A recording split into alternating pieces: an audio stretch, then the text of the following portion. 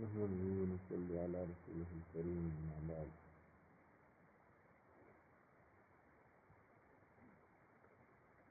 قرآن پاک کې سړی ګوري نو دې دا لومړنۍ سورت سوره فاتحه ده او ورسرني دوه سوره فلق او سوره ناس دي. سوره فاتحه کې الله پاک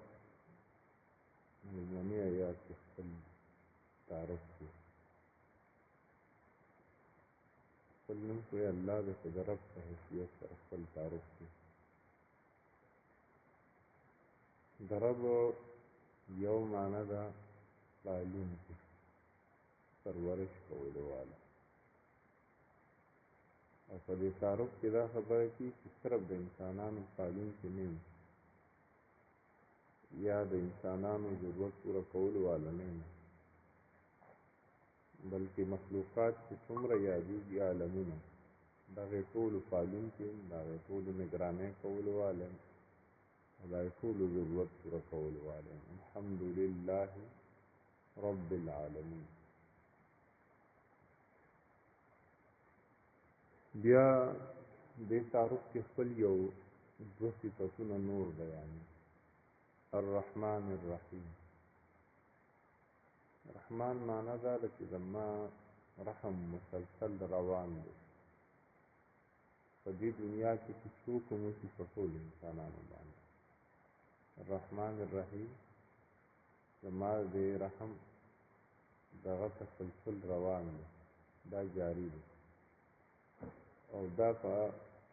کافر باندې دی، په مسلمان هم دی.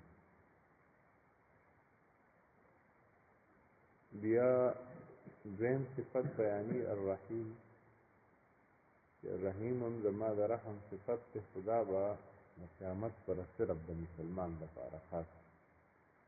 رحم دوه حصې کې تقسیم شو. یو حصه کې ټول انسانان راغلي چې څومره پیدا کړي دي، هغې تعلق صرف دنیا سره دی. لکه اوس ګوره هوا، اوبه، رڼا مونږ ته هم راکړې وي خدای پاک، او هغوی هم ورکړي. اکسیجن مونږ ته هم راکړی دی او هغوی له به هم ورکړي. رزق مونږ له هم راکړي او هغوی له هم ورکړي، بلکې هغوی ډېر زیات دی. انسان د ژوند چې څومره ضرورتونه دي دا یې عام کړي دي. دې کې بیا دا نشته چې دا کافر دی دا نه مني، دا مسلمان دی دی نه مني، بس ټولو ته یې عام کړی دی. رحم ما وویل دوه دغه دي حصې دي. یو حصه چې کوم دی نو ټولو دنیا لپاره. بیا دویم دغه چې دی نو هغه به صرف د قیامت سره مسلمان دی، مسلمان باندې به څه رحم کوي. او یو روایت کې دا هم دي چې الله پاک رحمتونه په څه حصې کې، نو دې کې یو حصه دي دنیا کې او باقي چې کوم دی آخرت به ساتلی وي. او څو پیغمبر علیه السلام هم موږ له خدای پاک داسې راکړی دي چې لکه هغه دا نه غواړي چې زما امتي دي جهنم ته لاړ شي یا دته د عذاب میلاو شي. څنګه چې مور پلار نه غواړي چېرته زما بچی دې په اور وخېږي شي،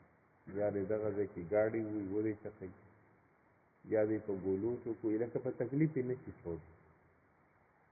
د هغې نه څو چنده سوا پیغمبر علیه السلام نه غواړي چې زما امتي دې تکلیف شي، خو د دنیا تکلیف دی او خو د آخرت تکلیف دی. لکه تاسو اوس وګورئ که نن د یو آیات کې الله پاک تفسیره کوي، هغه راواړوئ لقد جاءکم رسول من انفسکم، د ترجمې والا لقد جاءکم رسول من انفسکم عزیز علیه ما عنتم حریص علیکم بالمؤمنین رؤوف رحیم فإن تولوا فقل حسبي الله لا إله إلا هو عليه توکلت وهو رب العرش العظیم. دې آیات کې الله پاک په خپل پیغمبر په مینې تذکره کوي. زه تاسو سره مینه څومره ده. دې آیات کې الله پاک د خپل پیغمبر باندې تذکره کوي چې د ده مینه تاسو سره څومره ده. هغه وایي چې فرمایي لقد جاءکم رسول من انفسکم. چې لکه بېشکه په تاسو کې یو پیغمبر راغلی دا تاسو یې ځکه لږ زیات دی چې ما فرښتې نه دي رالېږلي انسان مې رالېږلی فرښته نه ده نو په تاسو کې ده لکه ستاسو د جنس نه بیا وی عزیز علیه ما عنتم او ستاسو تکلیفونه چې غته معلوم شي نو په هغه ډېر بوج کړي په هر تکلیف کې پی دا امتی چې په هر قسمه تکلیف کې دی نو پیغمبر علیه السلام باندې ډېر خفګان او بوج راځي دا حریص علیکم حریص علیکم حریص مونږ ته کول چې ډېر زیاته تمنا ساتي تاسو په باره کې کسی تمنا ساتي چې دا امتی مې نیک عمله شي دینداره شي ګناه ونه کړي خطا ونه کړي د الله پاک نافرماني ونه کړي کسی تمنا ساتي دا امتی مې د قبر د عذاب نه بچي کسی تمنا ساتي چې دې امتی ته مې آخرت کې چین او سکون خوشحالي میلاو شي د دې او کسی تمنا ساتي چې دې امتی ته زما په دنیا کې هم تکلیف میلاو شي او په آخرت کې هم تکلیف میلاو شي دویم صفت شو حریص علیکم دا د پیغمبر علیه السلام صفت بیانوي او خدای په خپله بیانوي چې ما پیغمبر را کړی دی زما د پیغمبر پړه کې دي څه ستاسو لپاره پیغمبر علیه السلام په خپله دا نه دي ویلي زما پړه کې ستاسو لپاره څه دي خدای په خپله بیانوي چې زه د ده رڼا حل درته وایم چې زه پړه کې ستاسو لپاره څه دي عزیز علیه ما عنتم یو ستاسو تکلیفونه چې دي نو په ده بوج غورځوي خفئ او دویم حریص علیکم تاسو د ښېګړې ډېر زیات سیرت لري ډېره تمه لري ډېر زیات مستحق دی او بیا وی بالمؤمنین رؤوف الرحیم دا خو عمومي خبره وکړه خو بالمؤمنین رؤوف الرحیم او په دې مؤمنانو خو بیا ډېر زیات مهربانه دی په مؤمنانو ډېر زیات مهربانه دی دا آیاتونه وایي چې د هر مونځ نفس کوي نو ډېر زیات برکتونه هغه انسان ته راځي یو کسو نو هغه کافرانو په قید کې لاړ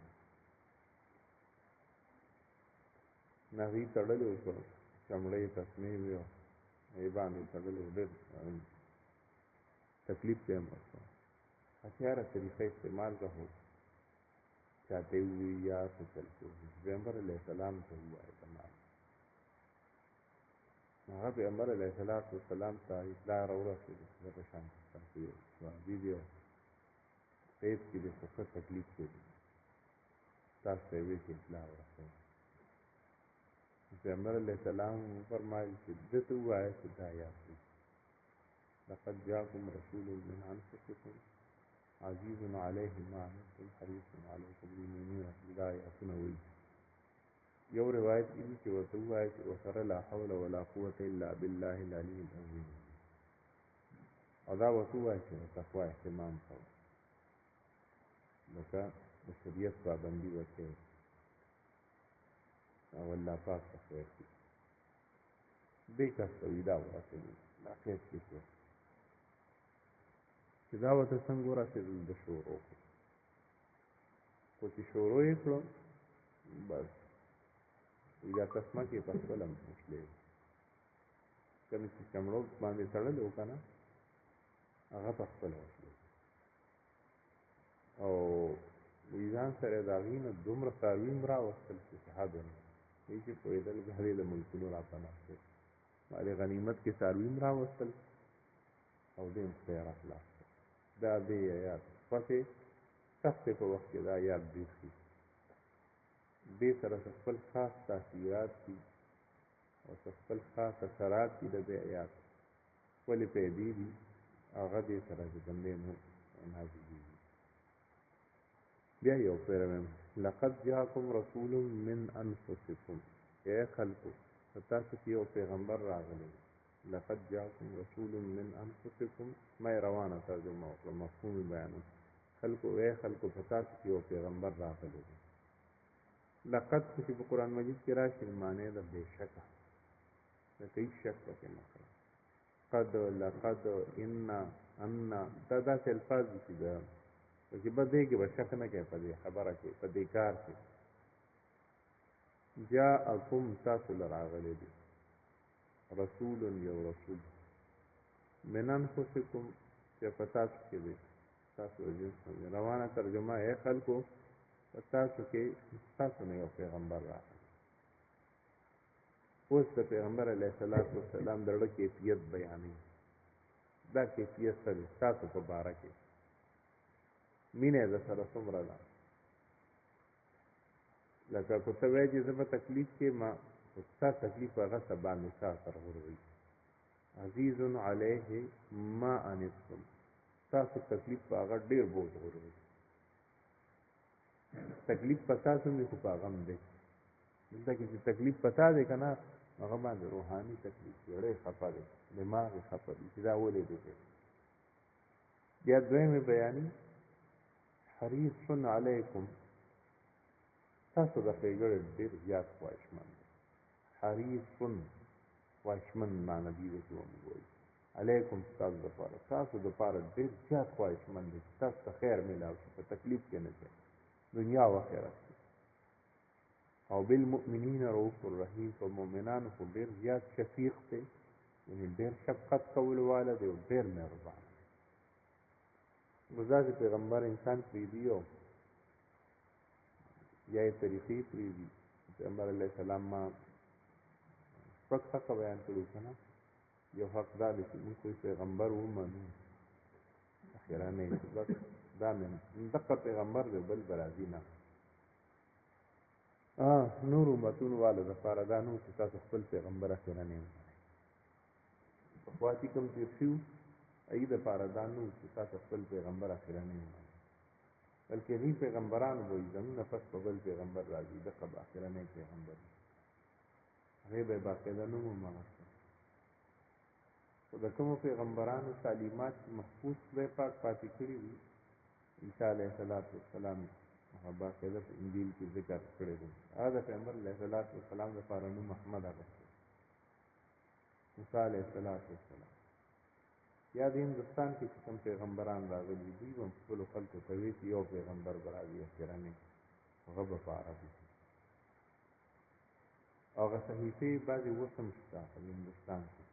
سنسکرت ژبه کې دي د هغې په ژبه کې دي او هغې کې د پیغمبر علیه السلام نوم هغه شوی د پلار نوم یې یاد کړی دی لکه پوره هغه ډیټیل موږ وایو که نه هغه یې بیان کړي دي چې پلار نوم یې دا دی د مور نوم به یې دا او مکه کې به پیدا کېږي بیا د هجرت بحث پکې دي دی به هجرت هم کړي بیا د دې بحث هم دی پکې چې اسمان ته به خېږي خدای پاک به اسمان ته خېږي او دا لاول پکې شروع د دې نه کړې ده چې هغه یو غار کې هغه تعلیم چې کوم دی نو هغه ته په غار کې خدای پاک ورښیي بیا به د غار نه راکوزېږي او د بیا دا هم پکې وي ده باندې یو فرښته به د اسمان نه راکوزېږي مسلسل د خدای پاک احکامات به ورښیي او د دې هندوستان د کتاب خبره کوم او بیا دا هم پکې دي چې دی به هجرت کړي بیا به د کافرانو سره جنګونه کوي او د ده به څلور خاص ملګري یې دوی به بیا حکومت قایم کړي خلفای راشدین یادول دا ټول بحث پکې دی باندې ورغلي څو دا چې کوم ایتونه مې خو دا اوس مې کوم شروع کړو دا ټول مې هغه دغه ته دوی اسلوب وي دا کوم دغه چې اوس صحیفه که نه دا روانه وه دې ته د دې ایتونو ته اسلوب وي هغې وایي خو هغې په ترجمه عام هندي نه کوي صرف یو څو خاص پنډکان پکې وي په هغې ژبه باندې یو څو خاص پنډکان کېږي یو سړی وویس پرکاش نوم یې هغه پکې کېږي لکه دی او پیزدي خو لکه داسې دي چې یو ډېر زیات د حد نه سیوا تحقیق یو جز پکې راوالي یا یو باب راوالي او په هغې ډېر زیات تحقیق کوي هغه چې کله دا ټول څیزونه دغه کړل چې دا څوک دی چې دا مې یاد کړی دا به څوک دي دا تېر شوی دی خو دا به راځي نو دا خو د سنسکرت ژبې لفظ دی خو چې زمونږ ته دې رسول دا پلار او مور چې یاد کړي د دې نومونه به دلته کې دی دا به راځي که نه دا تېر شوی دی نو هغه چې ټول بیا هغه سیرت وکتل سیرت یې وکتل هغې کې وایي چې دا خو پیغمبر علیه السلام دا خو لکه پاس په بسپرلي کې ناست پسپرلی خو اوس نشته اوس چې کوم دی خلک په موټرو کې ګرځي په جازونو کې ګرځي اوس په د کم خبره ده او څلور دوستان به وي دا څوک ویلي دي څلور خاص خلک وي چې دوی حکومت کې دا څوک ویلي دي چې بغار کې چې کوم دی نو ده ته تعلیم ورکړی شوي دا به څوک ویلي چې ده باندې پر اخترا تله هغې بس دا خو پیغمبر علیه السلام نه علاوه بل هېڅوک نشي کولی هېڅوک نشي کولی همدې سره متعلقه یو بله واقع د هندوستان د پیغمبر علیه السلام د زمانې واقع دا پیغمبر علیه السلام یو ورځ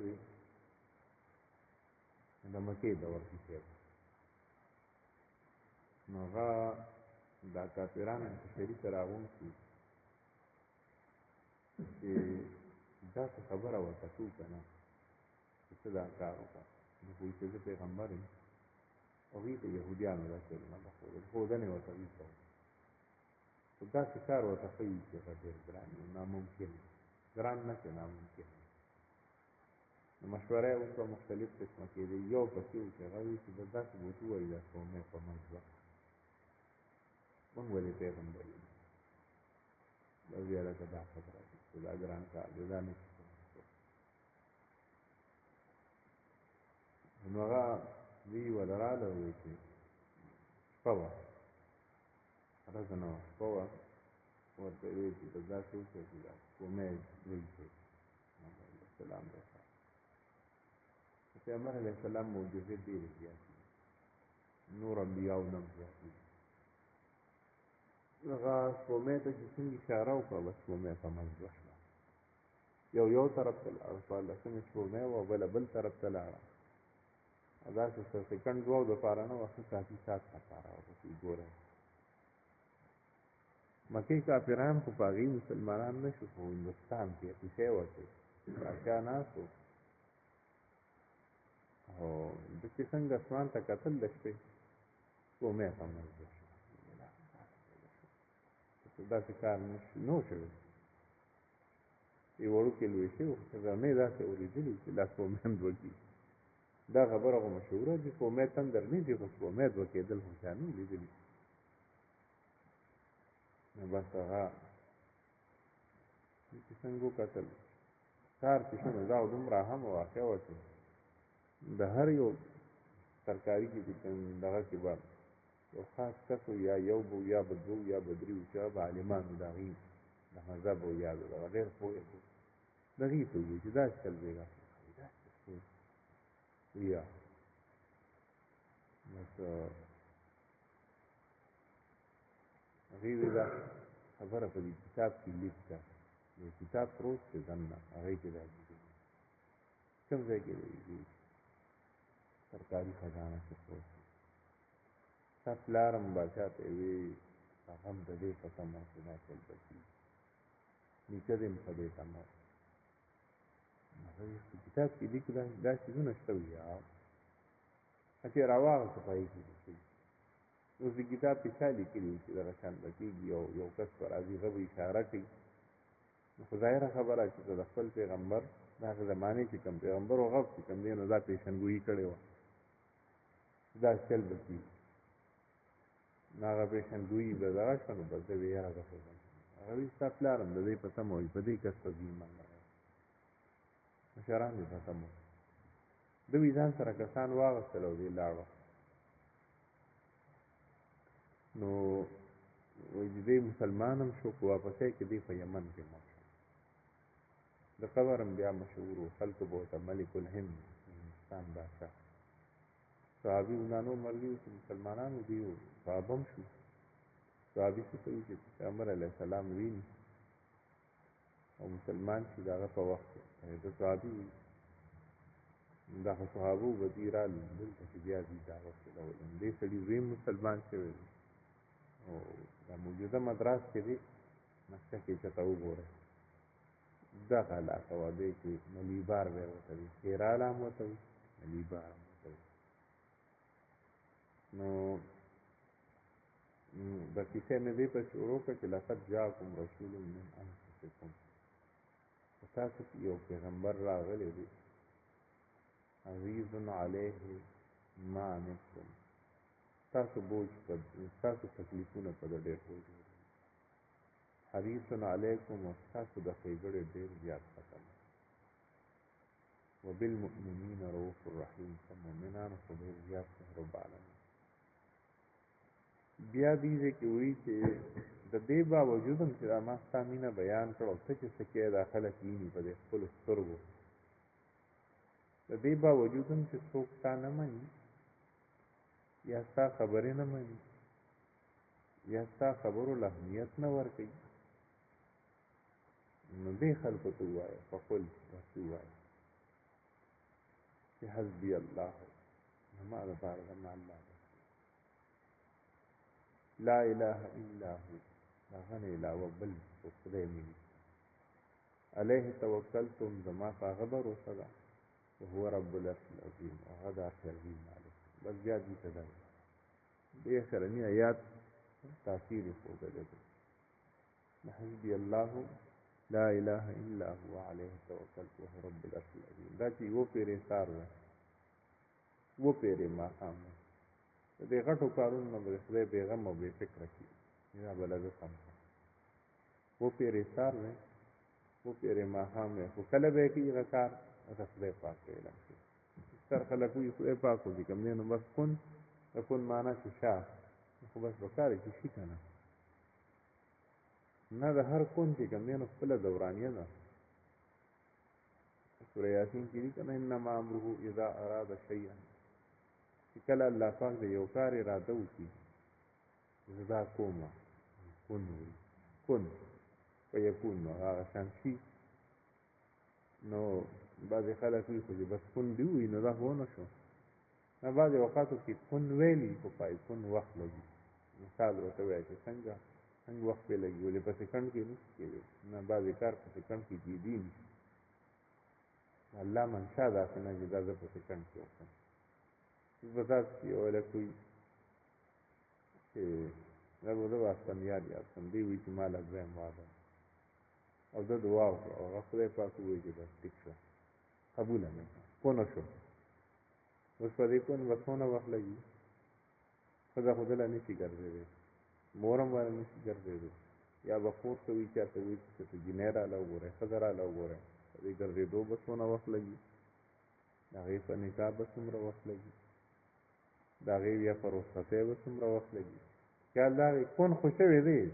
چې اوس منظوري شوې ده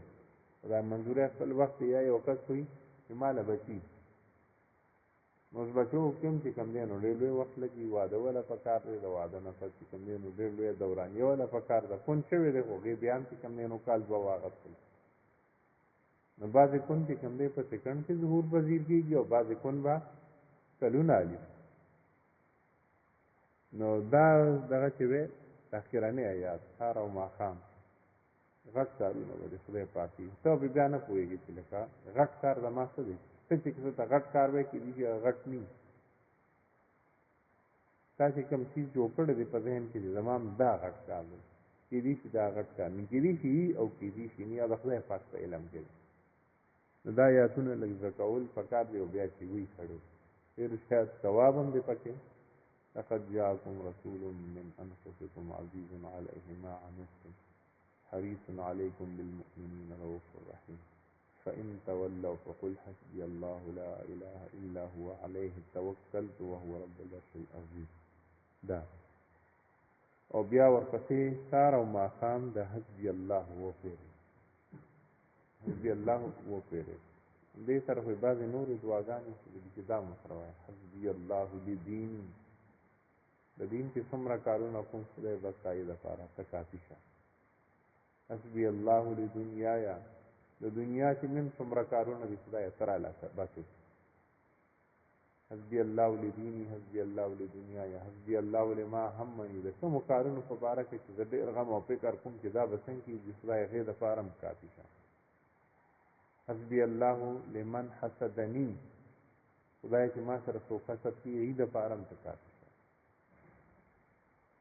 دا حسبي الله لمن کادني بالسوء څوک چې ما تکلیف را رسوي هغې دپاره هم ته کافي شي نو لکه دا ته نه ووایو بیا ورپسې دا وپېرې حسبي الله لا اله الا هو علیه توکلت رب العزیز دا کستا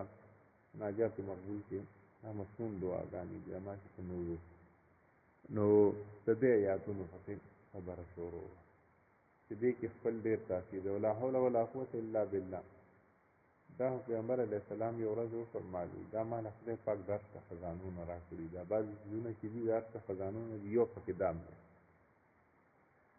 لا حول ولا قوة الا بالله باندې بیا مشرانو ډېر زیات بابونه لیکلي ځان مضمونونه یې یو خو د دې دا دی چې دا د شیطان زور نه دویم دا دی چې انسان نیکو کارونو ته مخکې او د ګناه نه تېرېږي او بل دا دی چې د دې تقریبا یو کم سل تاثیرات دي لا حول ولا قوة الا بالله داسې وایي او په دې کې د ټولو نه یو دام دی چې کم ګڼي چې ستا باندې به غم او پریشاني کړي نو به ختمه او وی وایي چې ته تجربه وکړې چې غم پریشاني در باندې لا حول ولا قوة الا بالله شروع کړه مسلسل قدرتي به دې دا ډډه بوج ختم شي او د دماغ خفګان به دې ختم شي د دماغ ستا کوم خفګان راغلی دی پړه کې د کم بوج دی دا بالکل به سره ختمېږي لا حول ولا قوة دویم عمل دا دی چې اودس چاراندام وکړه اودس چاراندام سره هم چې کوم دی نو ډېر بوج ختمېږي ټینشن او ډپریشن انزایټي بس اودس چې وکړې مسواک وکړې او بیا دا پکې وویل لکه 3 کاره کوي مسواک هم دا کار کوي بوج ختموي اودس هم ختموي او لا حول ولا قوة الا بالله مطلب دا چې 3 قسمه دغه دې واغېستل وسیله دې واغېستله کارونه بالکل دا اړه به دې بیا داسې خوشحاله وشي لکه یا خو سما خفګان غونډه کې کي که نه خفګان داسې چې ستا باندې وشو چې ته د مخالفت اثر راغی څه خبرې تا واورېدې د خپلو مخالفینو چې دا ولي کړي یخې سړي د غوسه ورځي خفګان ورځي ډېر هغه حوصله غونډه کې کي چې دا یې ولې داسې وکړو نو دې اودس چاردام سره مسواک سره لا حول ولا قوة الا بالله سره هغه اثر ختم شي یا یو کار هغه ونه شو تا غوښتل چې دا دې وشي هغه ونه شو هغې پوځي سره پړه باندې یو خفګان وي اسړه خفوي په دماغ وبوځي دا 3 کاره چې وکړي بس بیا چې کوم دی نو هغه خفګان ختمي یا داسې وي چې بعضې اوقاتو کې د خلکو رویه به تا سره څه به لکه ښې د بل څه رویه به تا سره منفي شي نو بس هغه به په تا سره وغورځوي چې هغه وغورځول بیا دا 3 کاره وکړم بیا به یعنې ستا پړه د خفګان راتلو ډېرې وجې کېږي خو د هرې وجې دپاره دا 3 کاره هره وجه چې وه وجه هر یوه ده ستا د زړه د خفګان او بس حدیث شریف کې ویلي چې ډېره ټولو له کم تاثیر دا دی دا به تا د غم پریشانۍ او تکلیف اوس هغه نورو کم دي 98 کم دي هغې نه دي ذکر کړي خو خدای ته پته نه چې اوس 98 نور هم دي او دې مطلب دا چې سهار او ماښام سړی یو څو پېرې وي که نه چې کوم مونږ ته نه دي معلوم اوس داسې ناشنا بیمارۍ رالې چا ته پخوا په زمانه کې د هغې دا د پخوا څه دا غونډۍ د نن نه چې کاله مخکې ډاکټران تېر شوي هم دا بیماری ورته نه وي پته چې لا داسې به راځي اوس کرونا چا پېژندل چې کرونا څه شی دی نه مخکې چې ته راغلی وه ډینګي چا پېژندل چې دا څه شی دی دا خو اوس دا څو کاله چې دا ډینګي ماشې به راځي او مخکې ماشې به راغی او خلک به وخوړل ملیریا به شوه هم تبه وه اوس خو ماشې راشي سړي وچېږي او چې وچېږي نو وینه دې کمېږي په بدن کې بس معمولي ټکې درکړو داسې زهر چې دا زهر سره چې کوم دی نو ستا په بدن کې د وینې کمې راځي نو لکه داسې ناشنا بیمارۍ رالې دا پخوا نه وي او دویم مرض د ښځو نرښځو دا کولمو دا فریم نه دی دا ډېرو خلکو شوي داسې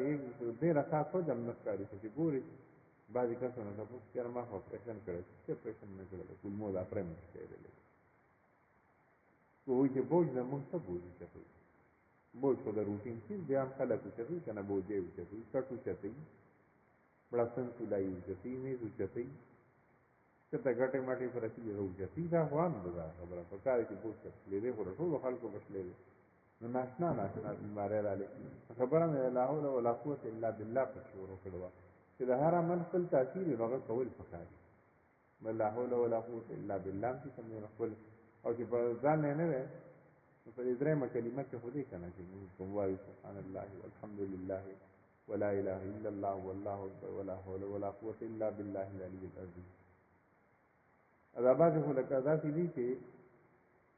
حدیث به تجربه نه کوي چې دا څه کوم چې کار کوي کنه نه حدیث کې چې خبر را لدا به بیا دا تجربه باندې کوي چې دا کار کوي کنه دا تجربه به کوي چې دا کوم او ګورم یقین سره به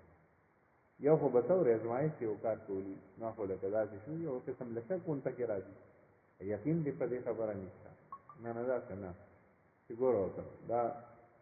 ما یو کار راځي ما یې راځي او دا حدیث شریف کې راغلي سورې یاسین له د کار لپاره او بچي ما سورې یاسین شروع کړې ما پړګن کې په معنی د صدا څنګه سورې یاسین صدا څنګه د شروع کړل چې څه وایي چې خدای پاک دې درخواست وکړي درخواست راځي بیا ما یې ورګه بل عمل شروع کوم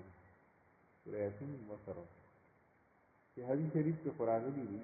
وفاكم فرمایي تفسیرونه چې لا اله الا انت سبحانك اني كنت من الظالمين دا یو کلمه ده او عام کلمه نه ده ډېره پرتاثیره کلمه ده ډېر لوی خیرونه او برکتونه پکې شوي او بیا الله پاک خپل یو پیغمبر یاد کړی دی چې زما یو پیغمبر هغه مې خوړلی و دغه کلمه وی مې چې کوم دی نو د نقصان نه دی رسولې مې غاړې لراغلي د سمندر ساحل ته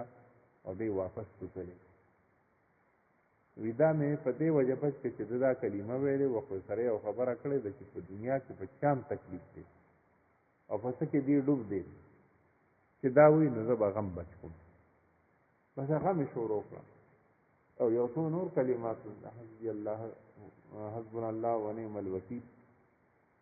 وکیل مونږ څه لپاره نشي هر ځای کې سړی چې کوم دی یو کار کولو لپاره یو داسې کس نشي چې هغه کار باندې هغه څه پوهېږي کار جوړولو والا کار خاص کوي عدالت یا نور بګینی چې دی پوهېږي چې دی ماله دا کار سم کړي زه یې نه شم کولی کله چې مونږ وایي حسبنا الله مونږ دپاره الله کافي دی ونعم الوکیل بس زموږ ښه کارساز دی اصل کارساز هغه دی یا مونږ وایي نعم المولا ونعم النصیر کار جوړولو والا مولا دې زموږ مددگار دې زموږ نصیر باندې مددگار ده او څه مددگار دې ټول کارونه را لسمې اما کار چې غنا ممکن او دار مې ریټایرمنټ راوستو نوې کې یو قانون دا چې 60 سال چې عمر نه کنه 63 نشي نو ما 63 څه هغه وخت په څنګه دي چې 45 کو څو مرو په 45 نه لکه برا چاره ته ځان نه پیدا کیږي بس بیا ما درخواست ورته چې سړی لا نو ورته ما یاره کې یاره جدي شي دفتر والا ته ورته درخواست نو دې یو مقامي افسر د ما ته وی چې دا کوي بل قانون جوړیږي 55 سال پکې اخرانه کې خو دې 55 نه مخکې نه تللی ټوله دې غواړي کنه ورمه په خدا سي عمر مسلسل مې واخو باندې څنګه درخواست ورکړ کنه او دې اسنا ته دستات وکړ بس په دې مراد چې 55 سال نه شو کوم نشي پړې غواړي او کنه غواړي چیرته چې 55 سال نه تیر کړی یا په دې حکومت کې نشي بده دې من مکرات ریا تا او 55 من چې کوم نه وګورئ یا په خلکو ما ته یې ته په میډیکل لوځي کو بسر وځي ما نه په بورډ وروته نه په میډیکل لوځي مطلب په ځات کوم نه نو دې کلمو خپل تاثیر حاجی عبد الله معجم مکی رحمت الله علیه او کیسه یو کس ولر لمانه تعالی مقدمه نه دا ورته کوي انګريزانو زمانو نو دې کس ته आवाज وکړ د څه ځکه چې څه ویلي لکه ویولې یو تعویذ را لچا کړی غره نه دغه کړ تعویذ نه وی تعویذ نه راوړل ګورم دې مان څنګه چې کوم نه تعویذ بچ کړي نو یو جمله لیکلې لکه پښتو کې ته وایم چې بس ډېرې دومره قضاوت دي اوس جج چې په هر سوچ کې تللی دی دې بس خلاص شو ته بیا وروسته پته ولګېده چې څنګه چې د تعویذونو والا وي جیل کې خوشحاله یې څه شي بیا خو تا خلاص کړی دی چې مقدم دغه وکړه خپل اړه هغې کې په رښتیا لیکلي چې دی ما پرېښود لکه زه غواړم په ځان پوه شوی نه یم بیا خدای پاک یو کار کوي او هغه ډېر دغې نو دې کلمو مدد اخیستل دا اصل کې د خدای پاک او د پیغمبر علیه الصلاة والسلام ویناګانې اصل دغه دا مونږ بعضې اوقاتو کې داسې وکړو چې غیر مسنون وظیفې شروع کړو خصوصا ښځو کې دا مرض ډېر څه کوي اوس سوره عزت مې وظیفه کړې ده دا به څو پېرې ووایم پته هم لګي چې لسونه یاد شي چې دا به هغه مران یو پېرې یو کس راغی ډېر غټ صورت یاد کړي سوره عزت یاد کړي دا یو 55 لاک پېرې چې راله دا لکانو وي ځکه دا 55 لاک پېرې څه ګپ دی دا خو چې صرف 55 لاک پېرې داسې وایي سوره یوسف سوره یوسف سوره یوسف سوره یوسف دا نوم یې چالي نو په دې چې کم دی نو میاشت پې لګي کلونه پې لګي اته وایي سوره یوسف دا ټول 55 بس اورېدلي او بعضې مو پکې داسې دي چې روژه به یې منلي که نه دا واړه به رالګي دا روژې ونه نیسي نو ولې نو نیسي مور مې منلي دي نو چې منلي دي په خپله یې نیسي که نه د چا وي نیسه نه وي مور مې منلي ښې کړي دي اوس زور د وړو نه وباسي نارې پې تېری منلي دي مور دي دوی خپل یو دغه دی خو لکه ډېرې طریقې ښودلي دي دا پیغمبر علیه الصلاة والسلام ته پته وایي زما امت په غم کې ګیرېږي په تکلیف کې به ګیرېږي په مصیبت کې به ګیرېږي د هغې مصیبت لپاره بیا دا مختلف وظایف وښودل دعاګانې وښودې خصوصا دعا بیا سړی په خپله پښتو کې کوي چې په سر وخت یې الله پاک ته لګیا خدای بس دا مسله راله حل کړه ډېرې زیات خفه کړی م ځان یې بغیر څوک نه شي حل کولی که غواړي څوک او که نه غواړي خپل اسباب هم بله جاري ساته چې څومره دنیایي اسباب دي خو اصل چیز دعا ده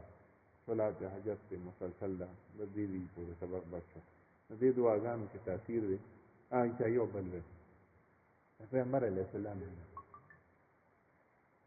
داسې وشو چې یو وخت کې وحي بس شوه نو پیغمبر علیه السلام خفه و چې وحي نه راځي جبریل علیه السلام هم نه راکوزېږي څه دې کافرانو ته هم پته ولګېده چې دې ته څه وحي نه ده راغلی دوی داسې پرې غور شروع وکړو بس جوړې پرېښودې بس وحي راتلل پرې بند شو ای به نورم صفه کوو دا ساته چې یو غم تېز کړي که نه هغې خپل خفګان خو چې دا څوک یې درته پېغور وکړي که نه یا د پسې خندا غونته کې وکړي دا بیا خپل دغه دی دا یې نه زیات سړی خفه شي خیر ډېر راځي چې الله پاک ته راغلو بیا جبریل علیه السلام راغی سوره والضحا دا آیاتونه والضحا قسم مې درته وښایي واللیل اذا سجا او کله چې شپه خوره شي تیاره را خوره شي ما ودعك ربك وما قلى وللآخرة خير لك من الأولى تا رب خو ته نه پرېښودې آخرت ستا دپاره ګوره د دنیا نه ډېر زیات څه دی ولسوف یعطیک ربک فترضا او ډېر ژر به ستا رب ستا رضا نو رضا څه مطلب دی پیغمبر علیه السلام ته ځمکې تمنا نه وه چې ما ته جایداد ملاشي خو ورته رب وافر کړو چې ټوله بادشاهي درکوي نو د پیغمبر علیه الصلاة والسلام ته دنیایي تمنا نه د ځان لپاره تمنا یې بس ټوله د خپل امت لپاره امت سره ډېره بې کچه مینه وه بیا دې مفسرینو تفسیر کړی چې پیغمبر علیه السلام د خدای پاک ویلي چې زر به تا رضا کړي پیغمبر علیه السلام بار وخت دعا غوښته ټول عمر یې غوښتې په ګنټو یې غوښتې زما د امت معاف کړه خدای پاک ورته دې کې اشاره وکړه چې د امت باره کې به تا رضا کړم یو حدیث صحابه وایي پیغمبر علیه السلام ډېر خوشحاله راووتل موږ ورته وایي چې ډېر خوشحاله وي یا د خوشحالۍ خبره ده ځکه خوشحاله یم دا غاښونه یې ښکارېدل مخې پته لګېده کمپړکې نور هم و مخکې هم و نور هم و نو هغه څه چلو شي دا چلو جبریل علیه السلام راغلی و نو په هر نبي یو داسې وخت راځي یو خاص ضروري نه ده چې د نبي د هره دعا قبول شي دا هم ځان سره مضبوط کړی صاحب کې څومره دعاګانې کړې یا د دې سره دپاره څومره دعاګانې کړې نه دي قبول کېږي دې کې څه رازونه دي که نه دې کې څه رازونه نو یو خاص وخت راځي چې هغه خدای پاک ته دعا قبلوي. نو ما ته خدای پاک جبرئیل علیه السلام راولېږه چې که څه اوس غواړم چې دي تاسو ته ما ونه غوښته. ما جبرئیل ته ویل چې دا دعا دا وایي چې او دا وایي چې زه به دا زه مخصوص ساتم. نو یې څه دعا وه او تاسو به یې کله کوئ؟ یو زه د قیامت پرست یم. قیامت پرست به وي صحیح چې دعا کوي. زه وایم چې خدای پاکه ما له یو دعا اختیار را کړو حتی زه اوس استعمالوم هغه دا وي زما د امت ما دا ځکه بیا حاجي محمد امین صاحب نه دی دا خو قادریې سلسلې ډېر لوی بزرګ هم عاشق رسول یم ډېر د دغه مرید و. لاول خو د اټک بابا و بیا هغه چې وفات شو نو د هغه نه دغه بیت شو تورنګزو علي صاحب. تورنګزو علي صاحب ډېر کامل ترین شخصیت تېر شوی دی. خپل نوم یې فضل واحد و او ټول عمر جهاد کې تېر شوی دی. روحاني شخصیت و ډېر دغه مرید و. هډې بابا مو د هغه یو بل خلیفه و صوفي علم ګل صاحب ډېر د هغه خلیفه مو. هډې بابا مو چې خلافت ورکړی او هډې بابا چې و نو هغه سیدو بابا خلیفه او ټول عمر انګریزان سره جهاد هم کړی او بیا انګریزانو دلته کې عیسایي سکولونه جوړ کړل. نو زه پسې بیا خپل سکولونه جوړ کړم. په تقریبا 200-300 سکولونه د جوړ کړي او هغې بیا یو نظام چلو. هغې کې به واړه داخل و، هغې کې به د قرآن مجید سبق هم و، فارسي به هم و، حساب به هم پکې ښودو. دا څونه جدید علوم چې دغې زمانې وو دا به یې ټول پکې ښودو. هغې له یې باقاعده افسران مقرر کړي وو چې په دې به ګرځی. د امتحانونو یو نظام و چې دې نه به میاشت پس امتحانې 3 میاشتې پس کال پس د هغې استادانو تنخواګانې دا ټول په دې نومخړ کې لوستلو. تقریبا په دې ټوله صوبه کې د سکولونو یو جال جوړ کړو. هغه چې کوم خدمات کړي نو هغه بې خلکو ته نه دي ښکاره. مثلا هیروز چې کوم زمونږ کوم دي که نه د پښتنو هغې کې یو تورنزو علي صاحب هم دی، پیر بابا دی او خندرویزه بابا دی، خونسالات صاحب دی، رحمان بابا دی. هیروز چې څه ته وي مشاهیر د پښتنو چې ډېر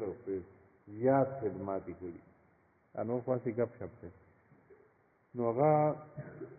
دې د هغه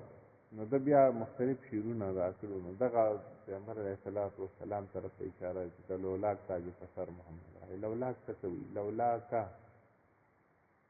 دا یو حدیث شریف دی کو خدای پاک پیغمبر علیه السلام ته وایي چې چرې ته ما نه پیدا کولی، ته ما نه پیدا کولی، ما بیا دنیا هم نه پیدا کولی، خو ستا د پیدا کېدو اراده مې وکړه نو بس ما دنیا هم پیدا کړه. زه یو ځای کې وم د پنجشیریانو مشر و هغه وخت کې سلطان غني علیه نو هغه چا وایي چې یاره دې دا خلک وایي چې دا دنیا د پیغمبر علیه السلام د مخه پیدا نه دنیا خو انسان خدای پاک خپل عبادت لپاره پیدا کړی. وما خلقت الجن والانس الا لیعبدون دا د چا د مخه نه ده پیدا. دغه وخت کې داسې هلک وم خو ما ذهن واغله دې کې څه وایي دم یو آیات پېښ کړ. خلک وایي چې دنیا د خدای پیغمبر علیه السلام د مخه پیدا. یا مې کتاب ته څه یا مې د چا ډېر اهل علم بیان واورېدل هغه نه مې چا دا تپوس وکړو. عالم خو عالم په څه ایمان وکړو عاشق هغه وایي یو د دنیا پیدا کېدلو مقصد دی یو سبب دی. مقصد عبادت دی خو سبب یې پیغمبر علیه السلام.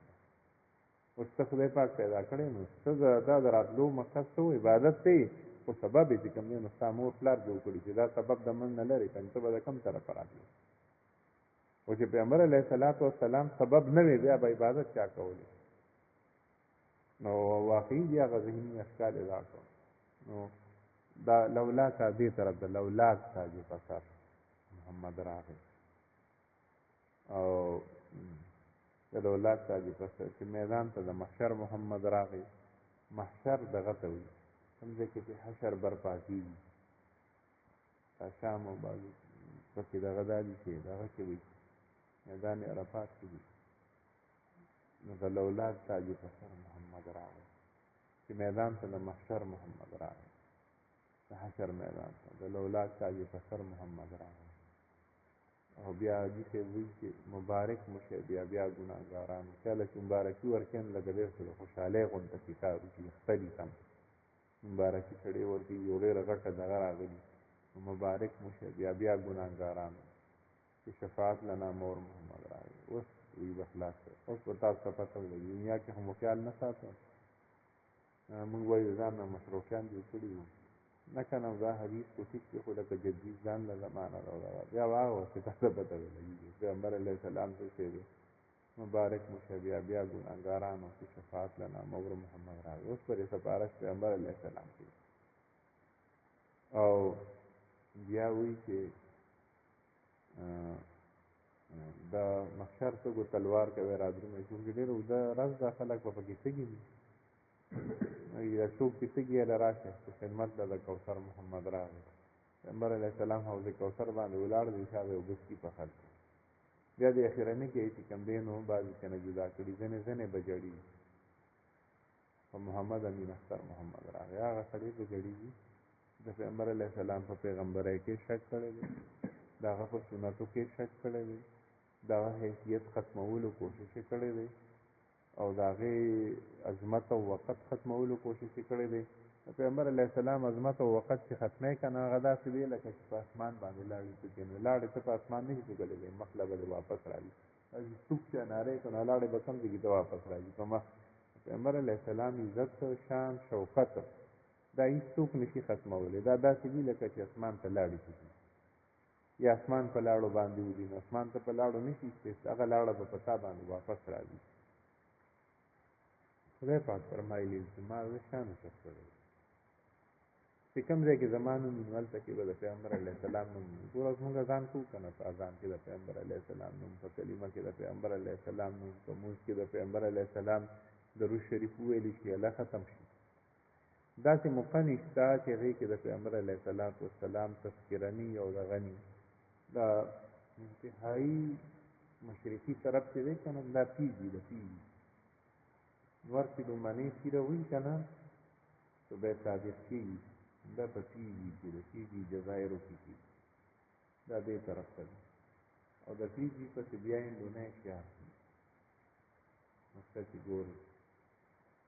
کرښه ګورو بیا د انډونیشیا پسې دې خوا ملیشیا ده او د ملیشیا پسې بیا چې راځي نو بنګال او دغه طرفونه هانګ کانګ او دا سیمه ده او بیا ورپسې بنګال او د بنګال او برما بیا ورپسې هندوستان بیا پاکستان پاکستان نه انور رڼا داسې روانې صبح صادق خبره ته کوم افغانستان ته سغیلي کې ټولو ته وړي د روس او د چین دا طرف کې دا یې نه بیا داسې روانې ایران بیا عراق او ترکي یا سعودي دې طرف دلته کې چې صبح صادق شي په پیږي کې اذان شروع شي چې څومره جوماتونه په ټولو کې به الله اکبر چغه والي کېږي په ټولو کې به اشهد ان لا اله الا الله چغه والي کېږي په ټولو کې به د اشهد ان محمد رسول الله چغه والي کېږي داسې ده که نه اوس هلته کې صبح صادق مثال په طور دلته کې خو 15 بجې دي 15 بجې به یا ټایم کې دي هلته کې په 3 بجې صبح صادق شروع شو نو دې چې انډونیشیا ته را رسېده نو نیمه ګنټه پرې ولګېده نو نیمه ګنټه کې په انډونیشیا کې د اذانونو چغې شوې د شهادت چغې شوې د الله اکبر چغې شوې د الله پاک د کبریایۍ اشهد ان لا اله الا الله اشهد ان محمد رسول الله چغې شوې بس بیا داسې یو له 20 منټه تېر نه وي چې صبح صادق دغه ته را رسېدلي ملیشیا ته په ملیشیا کې چې کوم دی نو د اذانونو چغې شوې د الله اکبر چغې شوې او خلک روان شي او بیا ملیشیا نه چې کوم دی نو راواوړي نو دا سنګاپور او هانګ کانګ او جاپان او دغه ووي دې کې چې صبح صادق راشي نو دې کې اذانونه شروع شي ځای په ځای دا په لوډسپیکرو کې یو ګونج شروع شي په دې دنیا کې دا هغه ځایونه چې کوم دی نو څنګه صبح صادق را روان دی بنګال او انډیا یو ویتې ته راورسي هلته کې چې کوم دی نو اذانونو ګونج شروع شي د الله اکبر صداګانې کلمه شهادت اشهد ان لا اله الا الله اشهد ان محمد رسول الله د هندوستان ته راوړي به دلته کې چې کوم دی نو صبح صادق چې کله شروع شي دلته کې چغې شي صبح صادق مثال په طور نن کوم تاریخ دی 15 دی کو 14 نو 15 بجې نه پس چې کوم دی نو دلته کې اذانونه شروع شي بیا دلته کې نه روان دی روان کېدای شي افغانستان او دغه طرفونه یا کراچۍ دې کې یو څو منټه پسې 10 منټه پسې یا څو منټه پسې کوم دی نو اذان کېږي نو په دې باندې ګنټه تېره ده نو هلته کې اوس ماسپښین به شروع شي دلته کې سهار دی هلته کې ماسپښین شو هلته کې د ماسپښین اذانونه شروع شي ورپسې را روان دي یو تسلسل ورفعنا لك ذکرک پیغمبر علیه السلام مستانون چې کوم دی نو ټوله دنیا کې دا کړی دا اعزاز بل هیڅ چاته نه دی حاصل دلته کې ماسپښین روان سار روان دی سار رسی یورپ ته ورسېدو بیا امریکې ته ورسېدو دلته کې پکې ماسپښین دی ځګي ته راغی نو دلته کې ماسپښین را ورسېدو دلته کې مازدیګر شروع شوي هلته کې چې څنګه سار ختمیږي نو بیا ورپسې داسې روان دي نو هلته کې ماسخوتن اذانونه شروع شي غرض دا چې ټوله دنیا کې یو لمحه څوک داسې نشي ثابتولی چې هغه بغیر اذان نه بغیر د شهادت نه بغیر د مونځ نه بغیر د سجدو نه تېرېږي بیا خو د اذان حکم مونږ ته کړی دی اذانونه به هم چې اذان کله کېږي جواب به ورکوی اوس مثال په طور په لوړپړ کې اذان شروع شو او د ټول لوړپړ خلکو ته دا چې کوم دی نو اډر دی چې تاسو به اذان جواب ورکوی نو په ایمان سره ووایي لوړپړ کې په دغه وخت کې څوک غافله پاتې شو په هر ځای کې چې کوم دی نو د اذان جواب دی په هر ځای کې د الله اکبر د کبریایي خبره کېږي اشهد ان لا اله الا الله د هر سړي په خوله جاري شوه اشهد ان محمد رسول الله د هر سړي په خوله باندې جاري شوه د حي علی الصلاة حي علی الفلاح جواب کې دی لا حول ولا قوة الا بالله دا د هر سړي په خوله باندې جاري شوه ورپسې روان دي ټوله دنیا کې چې کوم دی خو چېرې په دې حدیث څوک عمل کړي چې د اذان جواب ورکوي یو کس هم غافله پاتې نه شي ټوله دنیا کې به د الله پاک ذکر شروع شي دا پیغمبر علیه الصلاة والسلام ته الله پاک ویلي زه به ستا نوم او ستا ذکر هر ځای کې اوچتم ما اسمانونو ته یې رسولی دی یو پیغمبر هم چې کوم دی یو انسان هم خدای پاک دومره نه دي اوچت کړی څومره چې پیغمبر علیه الصلاة والسلام اوچت کړی دی څو پیغمبران دي هغه په اسمانونو کې دي خو بیا عرش سدرة المنتهى او د هغې نه پاس عرش دې ته یو پیغمبر هم چې ته داسې مونږ نه دي اورېدلي نه چې ته په کتاب کې راغلي نه حدیثو کې راغلي نه قرآن پاک کې چې د هغې معراج په دې طریقې سره شوی دی هر پیغمبر معراج شوی دی خپله طریقه وه د پیغمبر علیه الصلاة والسلام معراج شوی نو دا عرش کې شوی دی کوم چې اخرنی مقام دی د هغې نه پس بل مقام دی بهجوي پورې سبق ده سبحان الله وبحمدك أشهد أن لا إله إلا أنت أستغفرك وأتوب إليك سبحان ربك دا